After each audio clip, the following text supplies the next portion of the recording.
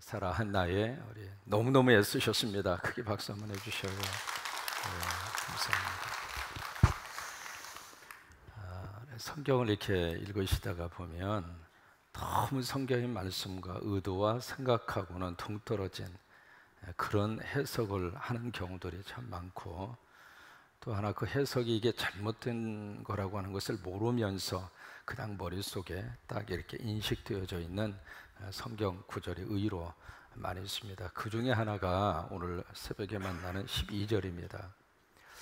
12절에 보시면 너 아침의 아들, 그 다음에 나오는 단어가 있죠. 그 단어가 바로 뭐냐면 계명성이라고 하는 단어가 나옵니다. 그러면서 여기 너 아침의 아들 계명성이 어찌 그리 하늘에서 떨어졌느냐라고 하는 이 구절이 의외로 성경에 대해서 이렇게 잘못 해석하는 구절 가운데 하나가 바로 이 구절이에요. 이 계명성이라고 하는 말을 영어 번역에 보시면 모닝스타라 그렇게 영어 번역에서는 그렇게 되어 있습니다. 계명성이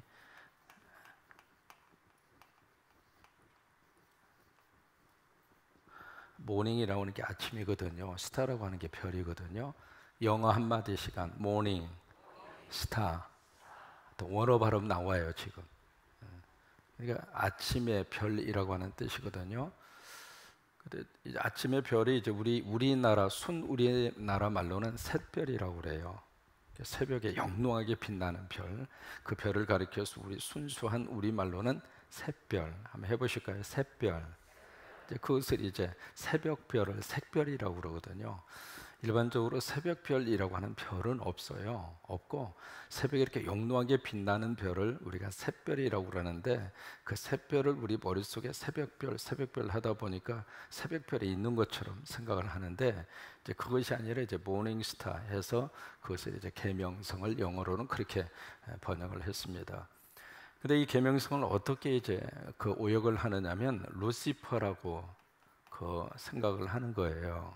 루시퍼 들어보셨어요? 루시퍼라고 이제 그렇게 이제 오역을 하는 경우가 있고, 마치 이제 하나님의 그 천사장 가운데 한 사람이었던 루시퍼가 하나님을 대적하고 하나님께 불순종해서 바로 여기서 있는 말씀처럼 하늘에서 떨어졌다. 하나님의 보좌에서 쫓겨나가지고 떨어져가지고 이 세상에 온 것이 바로 이제 루시퍼에서 기원을 해서 그것이 바로 사탄이다. 사탄이다. 이제 그렇게 이야기하잖아요. 사단이다. 사단 또는 마귀다. 그렇게 이제 해석을 이어가는 경우들이 있는데, 결론적으로 말하면 오늘 이사야서에서 말씀을 하고 있는 이 계명성이라고 하는 이 단어를 통해서 표현하고자 하는 것은 루시퍼가 아닙니다. 그럼 왜 이런 오해가 나왔느냐면 두 가지 이유 때문에 그랬어요. 뭐냐면 성경을 원래 이제 구약 성경 히브리어로 되어져 있는데, 히브리어를 라틴 말이라고 하는 라틴어가 있습니다. 고대 라틴 말이 있는데, 그 라틴어로 이제 번역한 것을 벌게이트 번역이라고 그래요. 벌게이트. 좀 뭐 듣고 잊어버려도 전혀 구원받는데 지장은 없어요. 그래도 한 번 정도는 한번 해보시는 게 좋습니다. 벌게이트. 그러니까 히브리어 그 성경을 라틴 말로 번역해 놓은 성경을 벌게이트라고 그렇게 이야기를 해요. 마치 우리가 한국말로 번역된 것을 우리가 이제 한글 번역 그렇게 이야기하는 것처럼 이 벌게이트 번역에 이 계명성이라는 단어를 루시퍼로 번역을 한 거예요. 루시퍼로 번역을 했고, 또 이것을 그 KJB라고 있어요. KJ 영어 번역 가운데 킹 제임스 버전 해서 우리말로는 흠정역이라고 이야기합니다. 흠정역이라고 번역하는 거기에 이 벌게이트 번역을 따라서 이 계명성을 루시퍼로 그렇게 번역을 한 거예요. 거기에 따라서 지금 이제 어떤 사람들이 있느냐면 말씀 보존 학회라고 하는 게 있습니다. 그 사람들은 죽으나 사나 우리가 붙들고 믿어야 할 성경은 이거밖에 없다고 주장하는 사람들이거든요. 흠정역, 영어로 KJB, 킹 제임스 버전. 이 왕이었던 제임스 왕이 번역을 했다고 그래서 킹 제임스 버전 그렇게 이야기를 하는 거예요. 한국말로는 흠정력, 그것만이 성경이다. 그렇게 강력하게 주장하는 그런 부류의 사람들이 있어요. 근데 그 사람들이 이제 말씀 보존 학회라고 하는 이름으로 그렇게 있는 사람들이 있는데, 바로 여기서 이제 킹 제임스 버전 루시퍼라고 번역을 하니까 이 계명성은 루시퍼다. 그렇게 해석을 하고 그렇게 가르치는 그런 경우들이 많이 있습니다. 근데 오늘 성경은 절대로 이런 내용을 말씀하고 있는 게 아니거든요. 또 하나, 이 계명성이라고 하는 단어가 성경의 이사야 이 14장 여기 딱 한 번 나옵니다. 다른 구절에서는 거의 언급이 되어져 있지 않는 딱 단어 딱 한 번 나오는 이 단어인데, 이 단어 자체가 이 계명성 이것을 말하는 게 아니에요. 이 말씀을 읽어갈 때 그냥 단어 하나만 딱 뽑아가지고 이 단어가 이런 뜻이다 저런 뜻이다 그런 식으로 해석을 하기 시작하면 마치 이것이 배가 어디로 갈 가능성이 많느냐면 산으로 갈 가능성이 많아요. 그런 건 아니거든요. 하나님의 말씀을 톡 전체 문맥 속에서 봐야 되고 단어만 뽑으면 안 되잖아요. 그리고 하나님의 말씀은 앞뒤를 맞춰서 봐야 돼요. 또 하나, 이 하나님의 말씀은 창세기부터 계시록까지 같이 봐야 돼. 거기만 똑 띄워가지고 내 입맛에 맞는 것만 가지고 말씀을 풀어가기 시작하면 완전히 이게 3000% 빠질 가능성이 굉장히 많은 거예요. 그게. 그래서 심지어 어떤 사람이 어떻게까지 해석을 해놨느냐면 이거 완전히 기절 초풍할 도릇이에요. 뭐냐면 계명성은 예수님이다. 그렇게 이제 아주 이것을 가르쳐서 우리가 영적 또라이라 그래요. 계명성을 예수님이다. 그렇게 해석을 하는 희한한 사람도 있고요. 또 하나, 여기서 이제 그 계명성, 그 하늘에서 떨어진 자는 누군가? 예수님의 12 제자 가운데 한 사람이었던 가룟 유다다. 또 그렇게까지 해석을 하는 아주 이상한 사람들도 없지 않아 있고, 신천지에서는 이 계명성을 어떻게 해석하는가 한번 잘 들어보세요. 이 사람들이 어떻게 성경을 자기식으로 아전 인수격으로 해석하는가. 대표적인 케이스가 신천지예요. 모니터 소리 조금만 대표적인 케이스 잘 들어봐요. 이거 하나만 잘 보아도 저 사람들이 성경을 어떻게 자기식으로 색깔을 칠하고 풀어가는가 그걸 볼 수 있는데, 신천지에서 이 계명성을 어떻게 해석을 하느냐면 자기 신천지라고 하는 이 집단, 신천지라고 하는 그 자체가 계명성이래요. 그리고 거기서 만약에 떨어진 자가 있다면 신천지라고 하는 이 거대한 공동체, 여기서 떨어진 자들이 바로 성경이 말하는 하늘에서 떨어진 자, 바로 계명성이다. 이게 신천지 해석입니다. 그중에 이제 대표적인 사람이 최우평이라고 하는 사람이 있었어요. 우리가 잘 기억을 못하는 사람이죠. 근데 최우평이라고 하는 사람이 있었는데, 이 사람이 이제 과천, 그가 신천지 본부 아니겠어요? 그 본부에 상당히 조금 위층에 올라간 뭐 그런 어떤 핵심 멤버 중에 한 사람이었는데, 이 사람이 신천지 교리에 빠져 있다가 어느 날 이게 아니다, 뭔가 잘못됐다, 그걸 빨리 깨닫고 신천지에서 최우평 집사, 직분이 집사더라고요. 그 사람이 나왔어요. 잘한 거죠. 그렇죠? 이게 아니다 싶으면 빨리 나와야지. 이것이 아니다 싶으면 빨리 뛰쳐나오는 용기가 필요하잖아요. 근데 그 사람이 그렇게 해서 신천지에서 나왔어요. 나오니까 신천지에서 뭐라고 그러냐면 최우평, 그 사람은 바로 계명성이다. 하늘에서 떨어진 자다. 그렇게 이제 최우평을 그렇게 몰고 가는 거예요. 그리고 신천지가 잘못됐다고 세상 법정에 고소하는 사람은 모두가 다 루시퍼다, 계명성이다. 그리고 신천지하고 반대하는 모든 사람들은 계명성당이다. 그렇게 아예 이름을 붙여서. 자, 보세요. 그러면 신천지가 좀 해석하고 있는 이 계명성이라고 하는 단어 자체가 성경에서 말하는 거하고 지금 맞아요, 틀려요.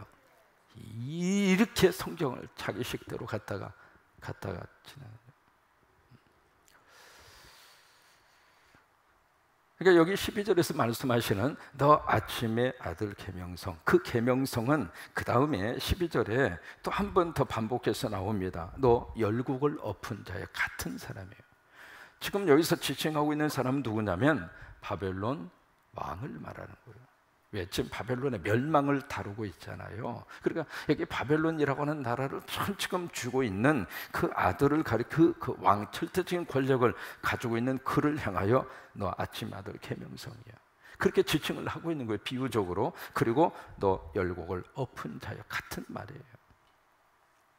근데 바벨론 왕이 하늘에서 떨어지고 땅에 찍혀졌고, 그래서 13절에 보시면 내가 내 마음에 이르기를 내가 하늘에 올라 하나님의 뭇별 위에 내 자리를 높이리라. 내가 북극 지표의 산 위에 앉으리라. 여기 북극 지표라고 하는 것은 그 당시 사람들이 신들이 모여서 지표를 하는, 모임을 갖는 산을 북극 지표의 산이다, 그렇게 이야기한 거예요. 신들이 모여져 있는 바로 거기에서 우두머리 노릇을 하려고 했다, 이 말이에요.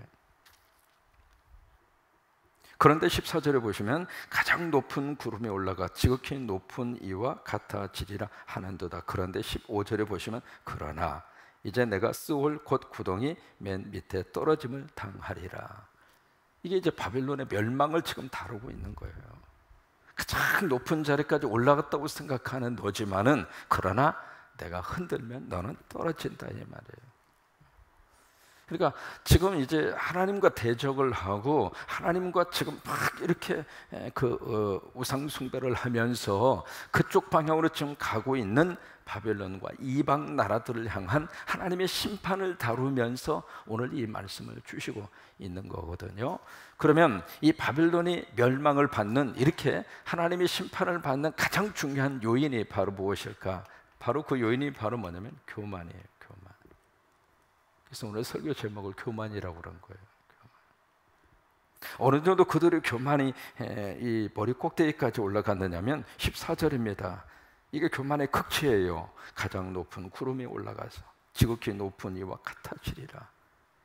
이게 교만의 최고의 교만 꼭대기까지 지금 올라간 거거든요. 가장 높은 구름, 그 다음에 지극히 높은 이, 이게 바로 누구예요? 하나님과 같으려고, 하나님과.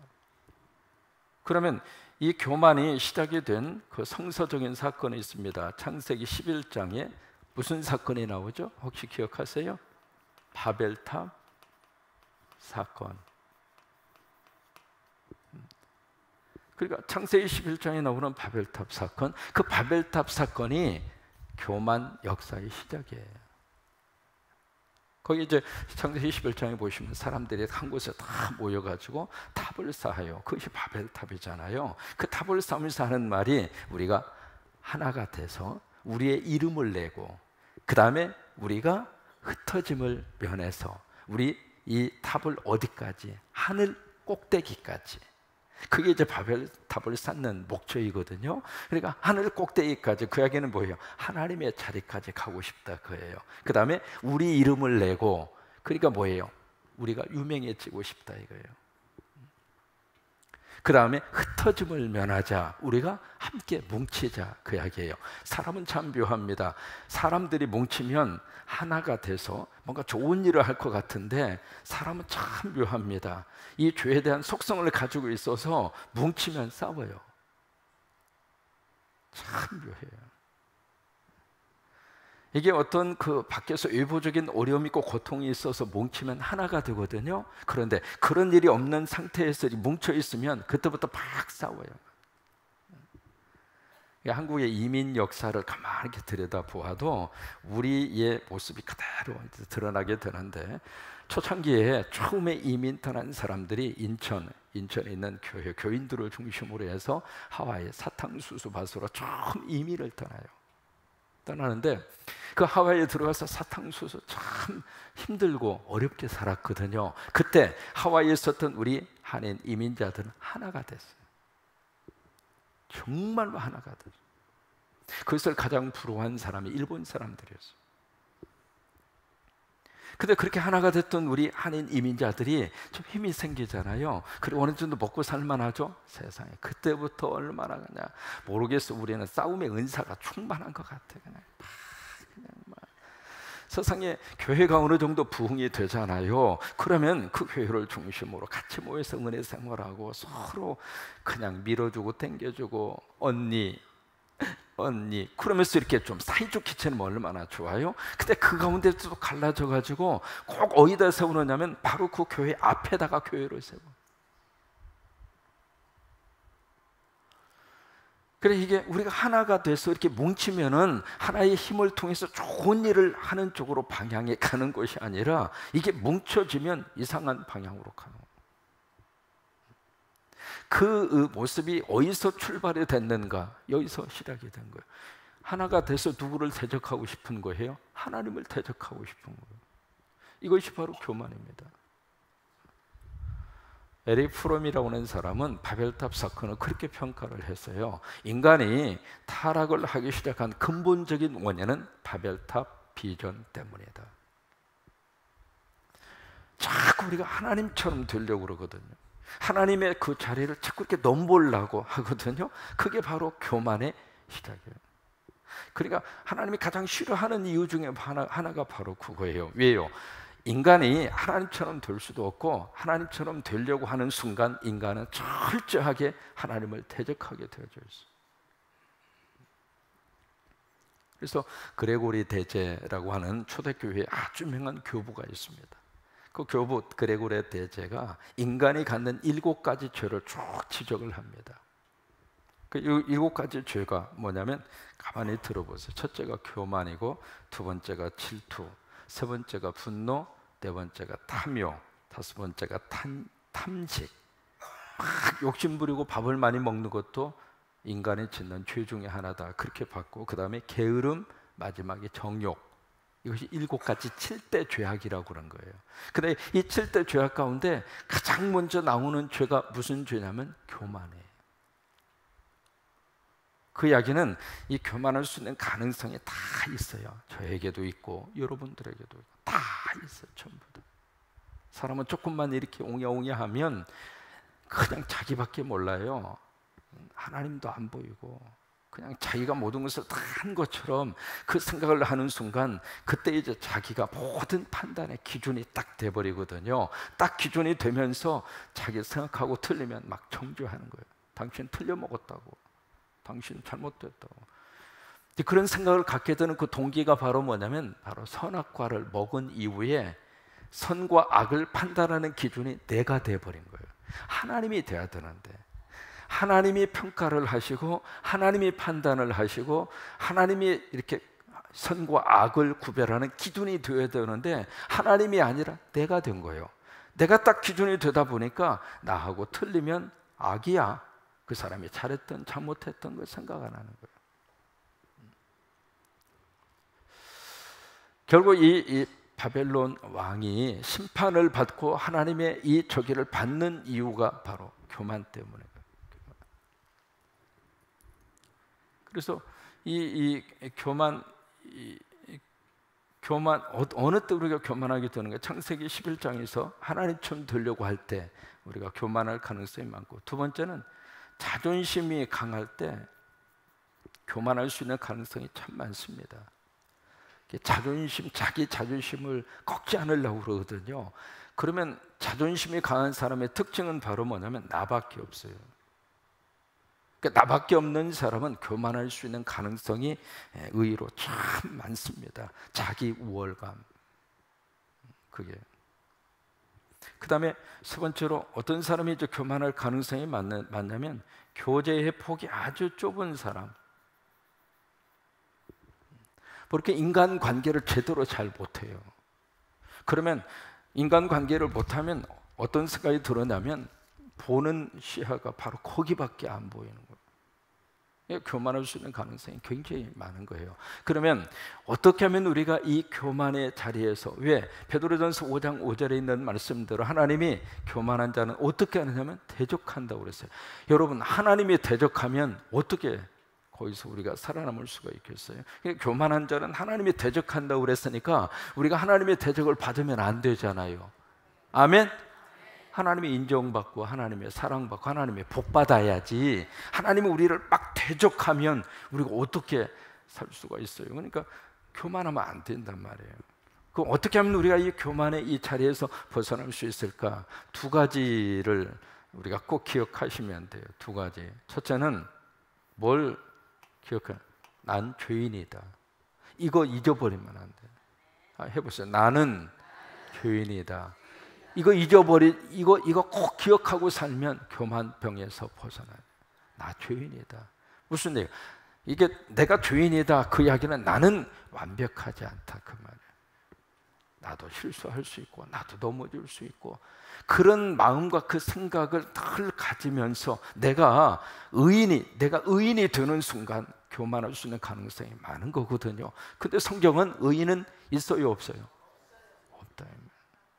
한 사람도 없다.